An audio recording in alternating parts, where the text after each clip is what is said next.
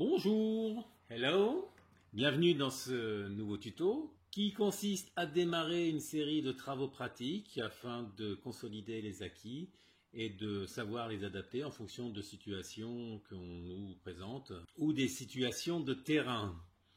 Donc en l'occurrence ici il s'agit d'une demande qui m'a été formulée par mail. À l'intérieur d'un tableau, d'un premier onglet, voilà les colonnes telles qu'elles étaient disposées, donc des colonnes a priori d'une base de données dans laquelle il figure un code article, un modèle et la notion de taille.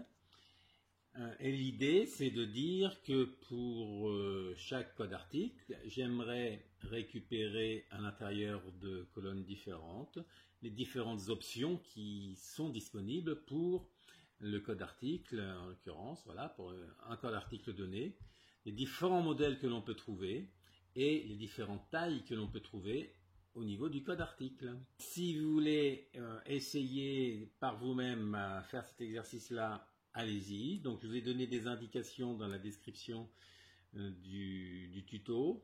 Donc, nous allons faire intervenir dans cet exercice-là la notion de fonction personnalisée avec passage d'arguments, la notion de variable tableau, les boucles bien entendu, et la manipulation de chaînes de caractères. Essentiellement de VBA et un petit peu de manipulation au niveau Excel. À partir de maintenant, donc on y va dans la résolution de l'exercice. Première chose que je vais faire déjà, renommer les onglets. Donc le premier onglet c'est la base de données, donc je vais lui donner un nom, donc BDD comme base de données. Et le deuxième onglet c'est plutôt pour faire une synthèse, donc je vais lui donner le nom de synthèse. Dans la base de données, alors, il s'agit d'une base de données. Ça veut dire que logiquement, si je me mets dans une des colonnes et que je fais CTRL étoile, l'ensemble des colonnes devrait être sélectionné. Là, on voit que la base de données a été séparée. Soit parce que au niveau de la demande, on ne voulait pas faire apparaître ce qu'il y avait au milieu, soit c'est une erreur de conception de la base de données. Je rappelle qu'une base de données, il ne doit pas y avoir de colonne vide au milieu de la base de données. Tout ça pourquoi ? Parce que si par exemple on voulait faire un tri dans l'ordre des tailles, si je fais un tri en sélectionnant une cellule de la colonne taille, les autres colonnes ne vont pas bouger. Ça veut dire que la base de données serait détruite. Donc on aurait deux options ici, soit je supprime toutes les colonnes vides qu'il y a à l'intérieur, soit je décide de les laisser et que ça continue à fonctionner. Quelle que soit l'idée, c'est de pouvoir concevoir du code qui fonctionne sans être obligé de le modifier, quelle que soit la solution utilisée, choisie. Néanmoins, comme pour moi c'est préférable de travailler dans une base de données, je vais choisir l'option de supprimer les colonnes vides. Donc je supprime les colonnes vides, voilà. Donc on les sélectionne, bouton droit, la souris, supprimer. Ensuite je sélectionne les colonnes, clic droit, supprimer. Et là on se retrouve avec une véritable base de données. C'est-à-dire que si on fait un tri sur la colonne taille, l'ensemble des colonnes vont suivre. Maintenant, ce que je vais faire, je vais renommer justement les trois cellules du haut. De façon à ce que lorsqu'on va manipuler les informations de la base de données, on ne se dise pas que le code est dans la colonne A, le modèle dans la colonne B, la taille dans la colonne C, mais qu'on se dise que le code article est dans la colonne où se situe la cellule code, que je renomme donc à gauche de la barre de formule. Je valide. La partie modèle, ici, pareil, je vais l'appeler modèle, avec le M majuscule de préférence et sans l'accent, même si c'est autorisé, j'évite les accents dans les noms. Et pour la taille, allons-y pour taille. Donc les trois colonnes sont renommées. À partir de là, on va pouvoir les manipuler en VBA. Allons dans le VBA. Alt et fonce, je rappelle, pour aller dans le VBA. Nous sommes dans ce projet ici qui n'a pas de module. Donc je vais créer un nouveau module, insertion module. Je rappelle qu'il y a option explicite de façon à ce qu'on soit obligé de déclarer les variables, ce qui est toujours préférable, pour demander à Excel de nous aider si jamais on fait des fautes de frappe dans la façon d'orthographier nos variables lorsqu'on les utilise. Je vais donc créer une première macro, sub. Comme il s'agit de faire une synthèse, je vais l'appeler synthèse, sans l'accent de préférence. et je valide. C'est Excel qui me met nsub. Je vais réserver une place en haut pour la déclaration des variables. Donc là, je fais le choix de faire les déclarations à l'intérieur de la macro, ce qui veut dire que les variables que je déclarerai ne seront valables que à l'intérieur de cette macro-là et pas dans les autres qui éventuellement suivraient, et que ce sera une déclaration à l'aide de l'instruction dim, obligatoirement. On ne peut pas faire du public, évidemment, à l'intérieur de la macro. Comme on va passer d'un onglet à l'autre, on n'a pas besoin de voir tout ce qui se passe lorsqu'on demandera à exécuter la macro, donc on va commencer par désactiver le rafraîchissement de l'écran. Donc là, je mets des commentaires, de façon à ce que la prochaine fois qu'on arrive dans le code, on puisse savoir à quoi on s'attend par la suite. Et pour ça, l'instruction qui va bien, c'est donc application.screenUpdating égale false. Ensuite, donc, on va commencer par effacer toute la feuille synthèse.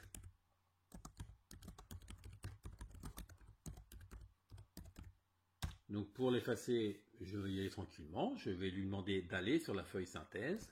Worksheets. On pourrait s'arranger autrement. Ce n'est pas une obligation d'y aller pour effacer tout, mais là, je décide de le faire comme ça. Synthèse.select. Et on va faire un clear de toutes les cellules. Cells.clear.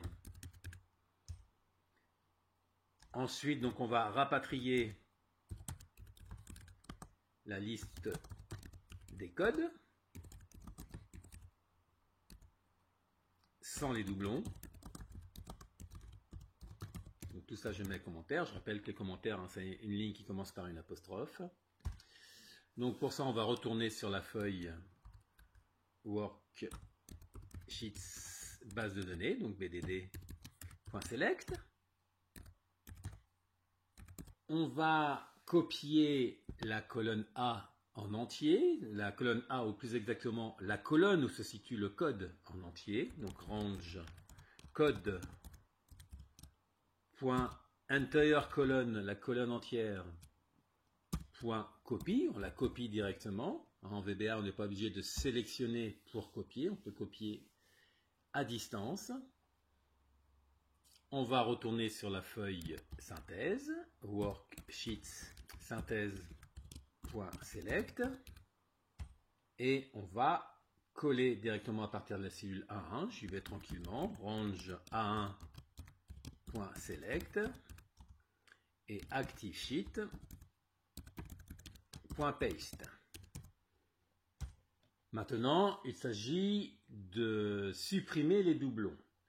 Donc, ou bien on ne sait pas trop comment on fait pour supprimer les doublons, et auquel cas on peut enregistrer une macro pour récupérer le code et faire du copier-coller. Bon, on va choisir cette option-là à la limite, ou bien on sait, on commence à connaître et on sait comment cela se passe. Alors, si vous voulez la première solution, au niveau de la pédagogie, ça peut être intéressant à voir. Ça veut dire que je me mets directement dans la feuille synthèse à la limite.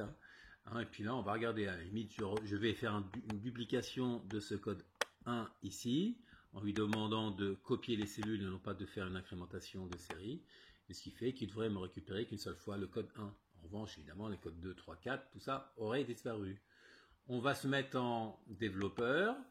Développeur, donc je rappelle, si vous ne l'avez pas, fichier, option, et puis recherchez donc la case à cocher, soit directement si vous êtes sur 2007, afficher l'onglet développeur dans le ruban, soit si vous êtes depuis la version 2010, dans personnaliser le ruban, possibilité de cocher l'onglet développeur à ce niveau-là.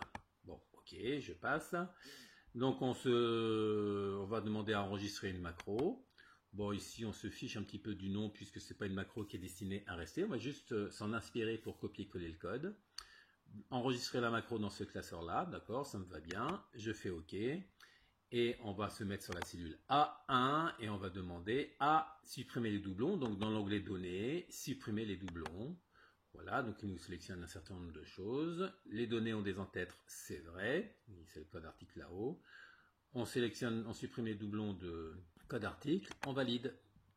Voilà, elle me prouve qu'il y en a 6 qui ont été supprimés. Tous les codes 1 que j'avais, ils ont disparu. Et on va donc évidemment ne pas oublier d'arrêter l'enregistrement avant d'aller récupérer le code côté VBA. Donc on va dans VBA, soit Alt F11, soit à partir de la barre de tâches de Windows. Et donc il nous a créé ici pour moi un nouveau module dans le module 2, parce que la macro a été créée alors que le document vient d'être ouvert. Voilà la macro, donc là c'est la sélection de la cellule A1, et la suppression du doublon, elle est là. Donc je prends la ligne entière, je fais un CTRL-C, je reviens dans le module 1, et puis donc on va la coller directement à ce niveau-là, CTRL-V. En revanche, on voit que lorsqu'il enregistre la macro, Excel tient compte du nombre de lignes qu'il y a dans la base de données. Donc ça veut dire quoi? Ça veut dire que si plus tard je me retrouve avec une base de données qui est plus importante ou moins importante, on n'aura pas l'ensemble de la liste pour supprimer les doublons. Ça veut dire quoi? Ça veut dire que comme on vient de supprimer tout ce qu'il y avait sur la feuille synthèse, qu'on vient uniquement de coller une seule colonne, on va pouvoir lui dire ici, je vais intéresser à la cellule A1, donc je supprime la notion de plage dedans. En revanche, on va s'intéresser à tout le tableau autour de la cellule A1 de la feuille synthèse. Comme il n'y a qu'une colonne, ça va prendre la colonne entière du tableau. Donc pour faire ça, on va faire un point current région. Il ne le propose pas ici parce qu'il a du mal à comprendre avec ce qu'il y a là. On n'a pas toujours l'aide qui s'affiche. Hein. S'il y a des situations où on n'a pas l'aide. Donc là, c'est à nous de connaître ça par cœur. Current région, c'est l'équivalent du contrôle étoile. Je me positionne sur notre ligne pour vérifier qu'il met bien lui-même les majuscules. Ça veut dire que là, il a bien reconnu. Voilà, et puis le reste, hein, donc c'est la colonne de points égale 1. Donc là, ça me va bien. Et il y a des en-têtes au niveau du tableau. Tout ça, ça va bien. Donc on en a terminé avec la suppression du doublon, ce qui veut dire que le module 2 qui est ici, je n'en ai plus besoin, je peux le supprimer. Et attention, parce que ce n'est pas une confirmation comme quoi on veut bien supprimer le module qui s'affiche derrière, mais est-ce qu'on veut exporter le module avant de le supprimer, de façon à pouvoir le réimporter ailleurs.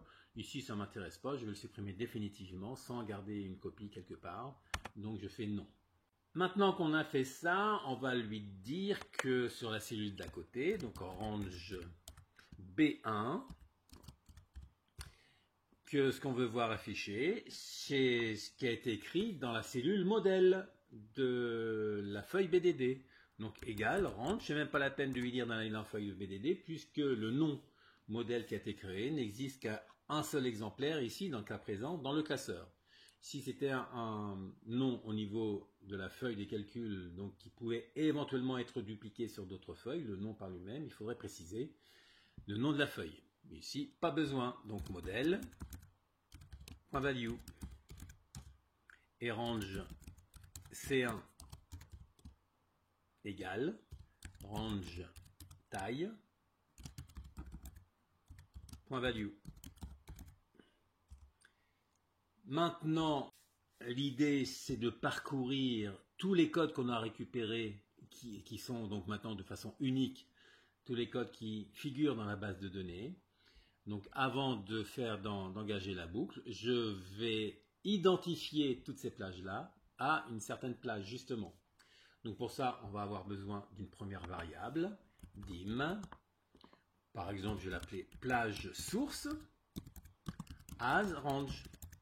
Il s'agit d'une plage de cellules. Et pour initialiser, pour dire ce que contient la plage source, comme c'est un objet plage de cellules, on commence en faisant set, plage source, égale range, c'est donc une plage. La première cellule de la plage, c'est la range A2, c'est la cellule A2. Donc je répète range une deuxième fois. Et la dernière cellule, là je vais partir de complètement en bas de la cellule et je vais remonter. Donc range, on est sur un fichier XLSM ou XLSX, hein, selon ce que vous avez choisi au départ. Mais ça veut dire qu'il y a 1 million, donc je vais de A 1 048 576 lignes, donc à connaître par cœur ce nombre-là. Point end, je remonte vers le haut. Et ça, c'est la dernière cellule de la plage. Donc je ferme la deuxième parenthèse du premier range. Et maintenant, on va pouvoir initialiser la boucle, mais avant d'initialiser la boucle, on va se repositionner sur la feuille BDD. Donc Worksheets, BDD, .select. Ce qui peut être intéressant de façon à gagner du temps d'exécution, plutôt que de travailler, de parcourir toute la feuille de calcul, enfin tout le tableau à l'intérieur de la feuille de calcul, nous allons enregistrer toutes les données du tableau. Alors même si vous êtes sur une base de données avec d'autres colonnes à l'intérieur, etc., encore une fois, ça n'a pas d'importance, hein, ça fonctionnera de la même façon, même si le code article, le modèle, la taille ne se trouvent pas aux mêmes endroits, le code continuera à fonctionner tel qu'on va le faire. Ça veut dire que pour enregistrer tout le tableau dans une variable tableau, on va déclarer d'abord la variable dim tbl bdd. C'est le tableau de la base de données. Comme c'est une variable tableau, je vais mettre une parenthèse ouverte, une parenthèse fermée. Et donc en dessous, lorsqu'on a fait ça, on va dire que le tbl bdd, parenthèse ouverte, parenthèse fermée, est égal à range code, par exemple, point current region. On prend toute la base de données. Maintenant, évidemment, puisqu'on souhaite que le code fonctionne quel que soit l'emplacement des différentes colonnes à l'intérieur de la feuille de calcul, ce qui est bien, c'est de mémoriser justement le numéro de colonne de chaque information dont on a besoin. Ça veut dire qu'on a besoin de repérer 3 colonnes. On va déclarer 3 variables là-haut. Dim L col comme colonne, code as long. Même chose pour les deux autres colonnes. Donc dim L col modèle as long.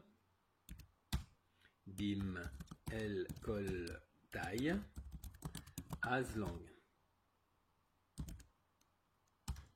Voilà pour la déclaration des variables. Et donc, à la suite du code ici, on va renseigner, repérer les numéros de colonne. L col code égale range code point colonne. Même chose pour les autres. L col modèle égale range modèle point colonne. Et L col taille égale range taille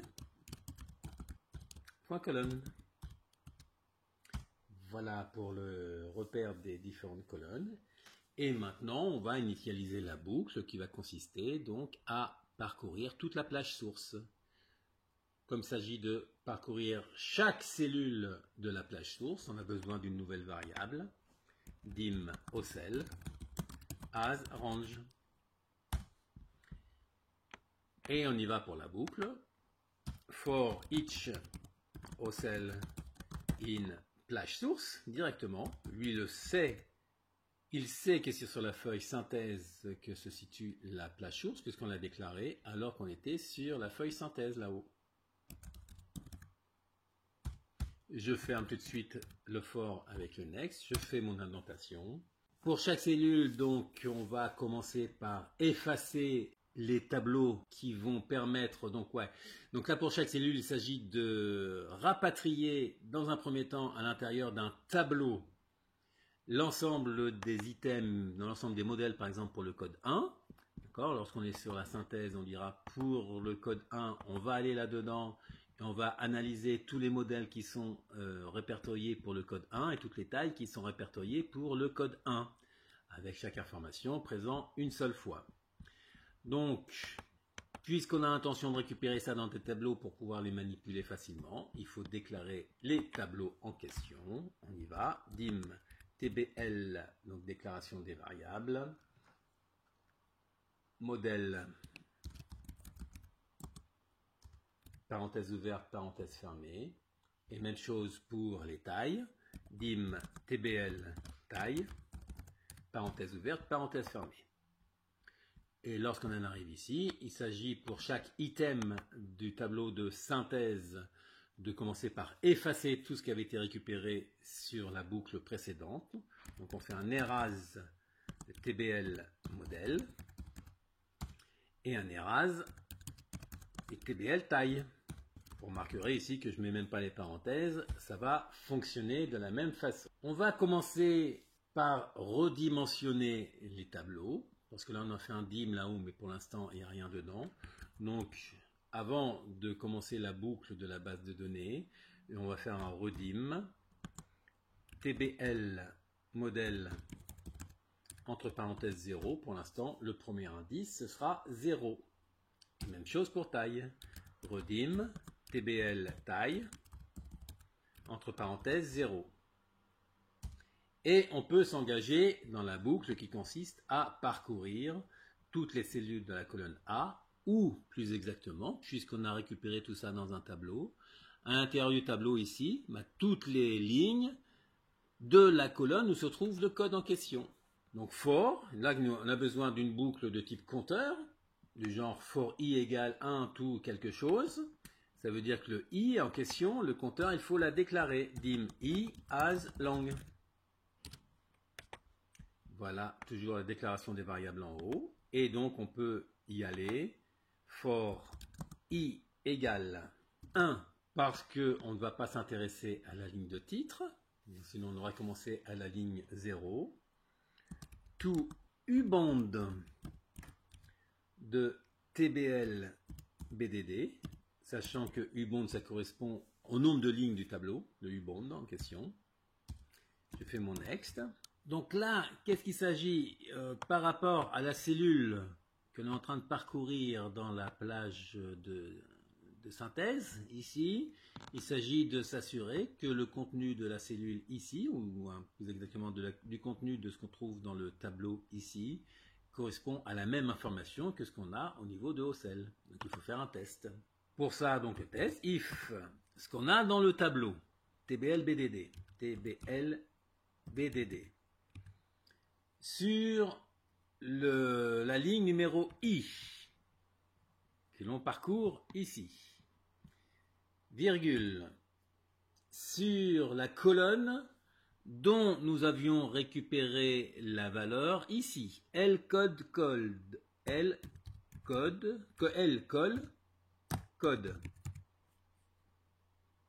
Si ça c'est égal à ce qu'on a dans OCell, alors zen donc, je ferme mon diff. Qu'est-ce qu'il faut faire? Il faut vérifier si le modèle qui se trouve en face ici a déjà été récupéré à l'intérieur de quoi?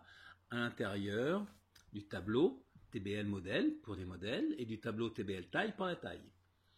Alors comme il s'agit de faire pratiquement deux fois la même chose, une fois pour les modèles et une fois pour la taille, ce qui consiste à vérifier s'il n'y a pas de doublon à l'intérieur, nous allons créer une fonction personnalisée.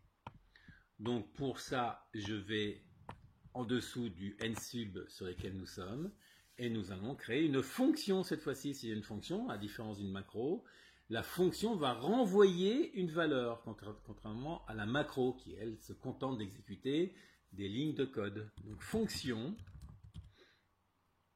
vérif doublon, par exemple, vérif doublon, et je vais lui demander de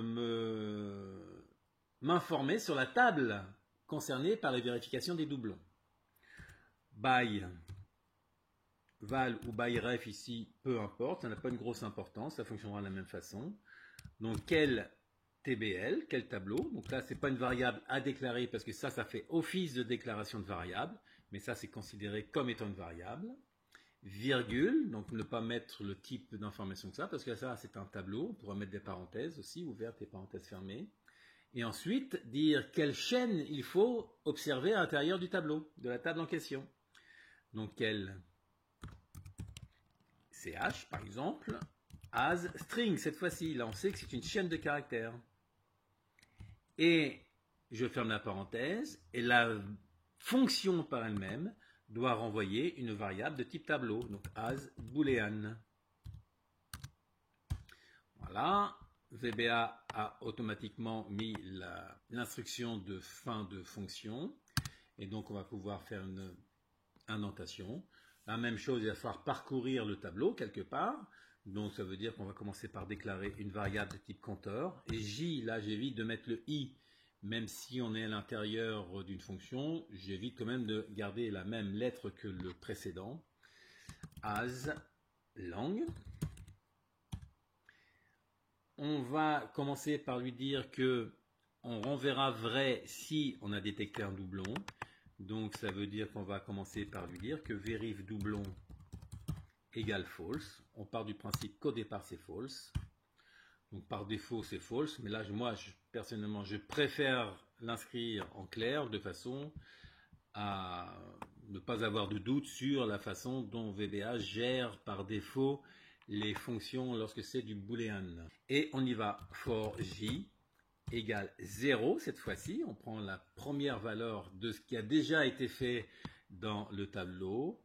To uband jusqu'à la dernière valeur de quel TBL. Ça veut dire que c'est au moment où on va demander à exécuter ça qu'il faudra lui dire la nature de quel TBL. On fait un test. If quel TBL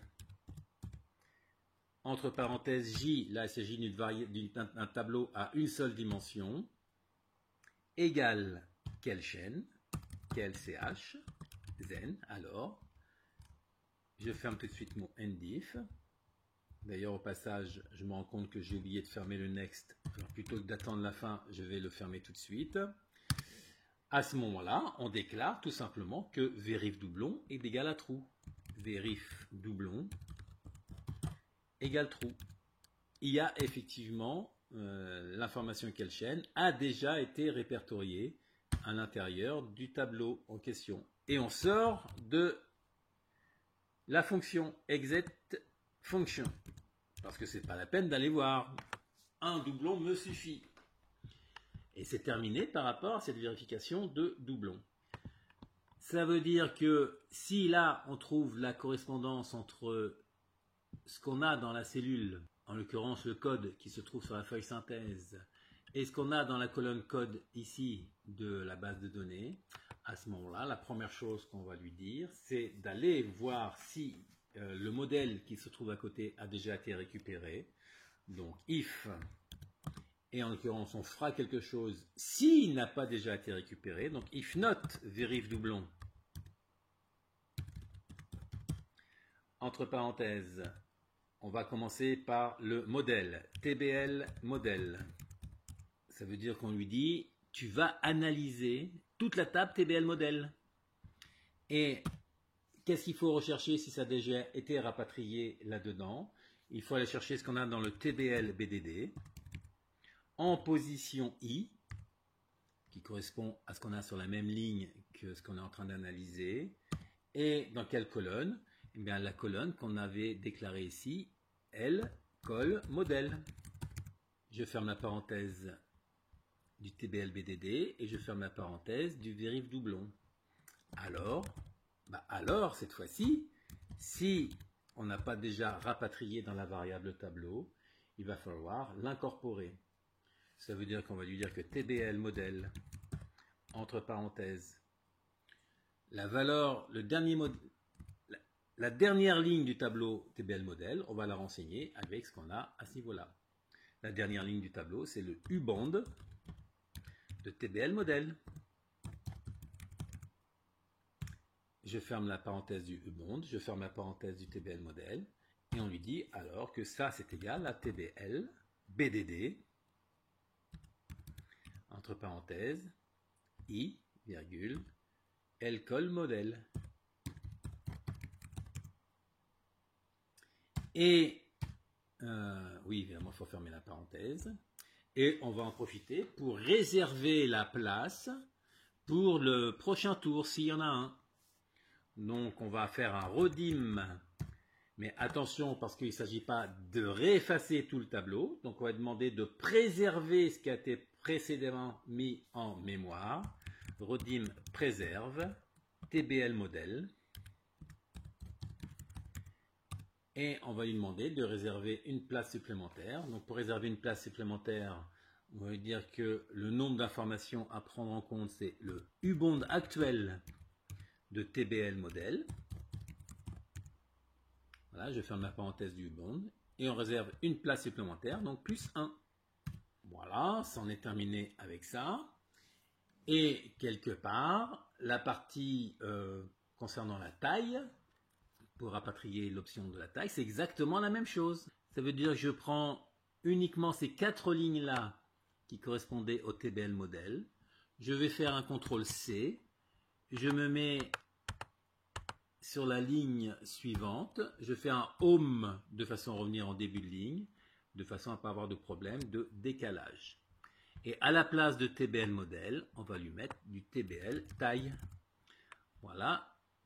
Avec la colonne I-colle, L-colle taille, le TBL taille à ce niveau-là, le colonne taille à ce niveau-là, et évidemment, partout où il y a du modèle dans ces 4 lignes-là, on va remettre du taille. Tiens, là je vois qu'il manque un B ici, au passage, donc je le rajoute. Effectivement, il me rajoute bien la majuscule, donc tout ça, ça va bien. Et ici, on lui remet la taille. Ça veut dire qu'on a parcouru chaque cellule de la feuille synthèse. Pour chaque cellule de la feuille synthèse, on est allé analyser tout le tableau et on a récupéré une seule fois l'information pour les modèles et pour les tailles par rapport à un code article. Une fois qu'on a fini la boucle complète, la boucle de la base de données, c'est-à-dire qu'on est toujours à l'intérieur de la boucle concernant la feuille synthèse. Il faut aller écrire. Donc là, je vais la renvoyer. Donc renvoyer les listes dans la synthèse. Là, même principe que tout à l'heure. On a besoin de regrouper tout ce qu'on a mis dans les tableaux TBL modèle et TBL taille dans l'intérieur d'une chaîne de caractères pour les envoyer sur la feuille synthèse. On a à faire la chose 2 fois, donc je vais prévoir une fonction. De la même façon que pour la vérification des doublons, je vais me créer donc une fonction que je vais appeler regroupe TBL. Et entre parenthèses, là je vais mettre byref histoire de varier par rapport à ce qu'on a fait tout à l'heure. Il s'agit d'un tableau, donc on peut lui mettre byref. Quel TBL. Je ferme la parenthèse. Et ce qu'on va récupérer dans la fonction regroupe TBL, ça va être une chaîne de caractères as string. Voilà, donc comme tout à l'heure, Excel a renseigné automatiquement le n fonction. Et donc là, comme c'est une chaîne de caractères, cette fois-ci, on va commencer par revider la chaîne de caractères. Regroupe TBL égale vide, de guillemets les uns à côté des autres. Et cette fois-ci, donc je vais redéclarer une variable j, for dim j as long, j'assure avec un long, et on va parcourir le tableau. Donc for j égale 0 to uband. Uband de quoi? De quel TBL? Le tableau qu'on aura passé en argument à la fonction. Et on va simplement faire le regroupement. Donc regroupe TBL égale regroupe TBL. Et on va concaténer, regroupe TBL, pardon, égale regroupe TBL, oui. Et on va concaténer avec ce qu'on a dans le tableau en question, dans quel TBL, au niveau de l'indice J. Et ensuite, on va mettre un séparateur entre chaque information. Et donc là, je vais choisir, donc je concatène avec espace, entre guillemets, espace, slash, espace, je ferme les guillemets. Donc là, c'est un choix arbitraire. Si vous voulez mettre un éperluette à la place du slash ou un autre caractère séparateur, à vous de voir ce que vous voulez mettre. Et on va faire le next de façon à parcourir tout le tableau, parce que j'avais oublié de le faire au départ. Donc là, on récupère toutes les informations, sauf qu'à la fin, on va récupérer un truc en plus ici, un caractère séparateur en trop. Donc on va le supprimer. Regroupe TBL égale, pour le supprimer, il faut prendre ce qu'il y a à gauche de regroupe TBL et supprimer les caractères, les 3 caractères de droite. Donc VBA.left, ce qu'il y a à gauche de regroupe TBL, virgule, et la longueur, c'est la longueur de ce qu'on a dans donc VBA.len de ce que l'on a dans regroupe TBL. Et on supprime les 3 caractères de droite, donc je ferme la parenthèse et je fais -3. Je ferme la parenthèse du left et nous en avons terminé avec cette fonction-là. Il ne me reste qu'à les mettre là-haut. Je rajoute le S que j'ai oublié tout à l'heure. Donc, il s'agit d'aller écrire dans la feuille synthèse sur la cellule qui sera à côté pour le modèle et 2 cellules plus loin pour la taille. Donc je reviens dans le VBA et donc ocell.offset, vous voyez, on n'est pas obligé de retourner sur la feuille synthèse pour écrire parce que lui il sait que ocell c'est sur la feuille synthèse. Entre parenthèses, sur la même ligne mais une colonne à droite est égale à regroupe TBL entre parenthèses le tableau TBL modèle. Et 2 cellules plus loin, donc ocell.offset décalage 0,2, décalage de 2 colonnes est égal à regroupe TBL, entre parenthèses, TBL, taille. Voilà, il m'a bien mis les majuscules. On va faire un débugage histoire de vérifier que tout va bien. Ça, c'est pas bon. Qu'est-ce que j'ai fait comme erreur là-dedans? TBL BDD. Ah oui, j'ai oublié dans le regroupe doublon ici, à ce niveau-là, de lui indiquer vérif doublon quel CH à string. Je n'ai pas dit quel type de variable il s'agissait derrière. Comme il s'agit d'une variable de type string, on va la mettre en by val. Donc by val, quelle chaîne à string? Et donc, si je refais un débugage, compilé, cette fois-ci ça va bien. En revanche, le regroupe TBL ici, il n'est pas bon. Pourquoi? Parce que j'ai mis un E et que là-haut, il n'y en avait pas. Voilà, débugage, compilé VBA Project. Donc cette fois-ci, il ne hurle pas. On va s'en précipiter pour faire une sauvegarde de tout ça, enregistrer sous le dossier qui va bien pour vous. Et je vais mettre un TP1 résultat de façon à ce que vous puissiez le récupérer si vous voulez le récupérer. Avec le tiret bas, je préfère que le tiret haut. Avec évidemment classeur Excel prenant en charge les macros, c'est-à-dire XLSM, parce que sinon il va avoir du mal à mémoriser les macros. Je sauvegarde. Sur la feuille synthèse, nous allons positionner un bouton pour lancer la macro, donc même principe que ce que vous avez l'habitude de voir si vous avez suivi d'autres tutos. Insertion texte, zone de texte. Je vais mettre en plein milieu ici, peu importe. Et donc là, on va dire, ok, lancer la synthèse. Un petit peu de mise en forme, voilà, un peu plus gros. Et puis surtout, donc pour mettre plus gros, il faut sélectionner le bord de la zone de texte. Sinon, ça ne marche pas bien. Et puis un petit format rapide de type bouton, de façon à ce que ce soit joli. Et bouton droit de la souris. Affecter une macro, donc bouton droit de la souris, de préférence sur le bord. Et là, il a donc synthèse qui apparaît ici. Au passage, je vous fais remarquer que quand on fait affecter une macro, on ne visualise que les macros qui n'ont pas d'argument intérieur. Les fonctions, en l'occurrence, n'apparaissent pas dans les noms de macros. Et s'il y avait des macros avec passage d'argument, elles n'apparaîtraient pas à ce niveau-là. Seuls les macros sans passage d'argument apparaissent dans la liste. Donc, OK, je clique à l'extérieur, je tente le coup, je refais une sauvegarde histoire d'assurer. Je fais ça. Voilà, et sur la feuille synthèse. Ah, il a une petite erreur quelque part, manifestement. On va aller voir ça, ce qui se passe à l'intérieur. J'ai dû faire des fautes de frappe au niveau des variables quelque part. Oui, ben voilà, ce qui se passe quand on fait du copier-coller, ben c'est que de temps en temps, on oublie de modifier une information. Ici, ce n'était pas TBL modèle qu'il fallait, mais TBL, évidemment, taille, puisqu'on s'occupe de la troisième colonne, c'est-à-dire de la taille.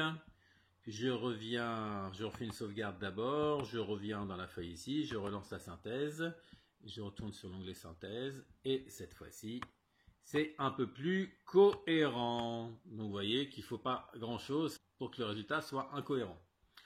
Donc éventuellement, ce qu'on peut lui dire au niveau du VBA, histoire de terminer, c'est que quand on a terminé, worksheet synthèse,